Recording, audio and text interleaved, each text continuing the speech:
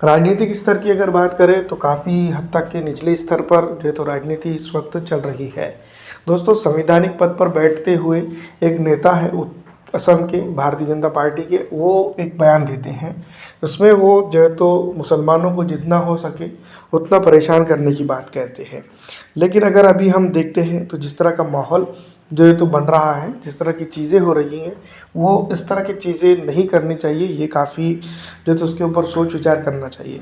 शौकत अली साहब all India मजलिस इत्तेहादुल मुस्लिमीन के जो है तो प्रदेश अध्यक्ष नेता है, कोई संविधानिक पद पर नहीं बैठे हैं, सिर्फ जो है तो एमआईएम का एक पद है उनके पास, उसके अलावा कोई नहीं।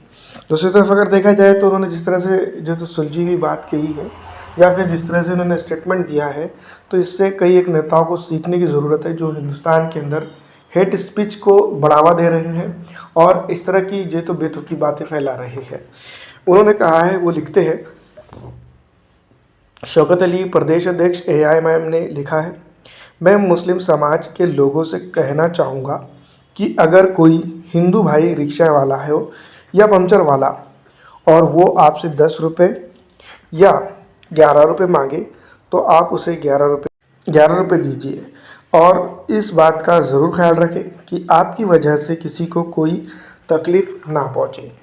तो दोस्तों, ये है एक तरह से देखा जाए तो डायलॉग का सिस्टम जो भारत की सेकुलरिज्म को ज़िंदा रखने की कोशिश कर रहे हैं। दूसरी तरफ अगर देखा जाए तो संवैधानिक पद पर बैठते हुए इस तरह का जवाब या इस तरह की चीज़ कहना ये बहुत ही बेकार लगता है, क्योंकि हमारे भारत के प्रधानमंत्री नरेंद्र मोदी जी कहते हैं कि सबका साथ लेंगे और सबका विकास करेंगे।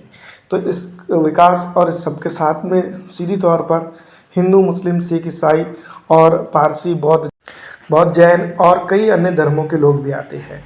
तो ये जो है तो कहीं ना कहीं सोचने की ज़रूरत है।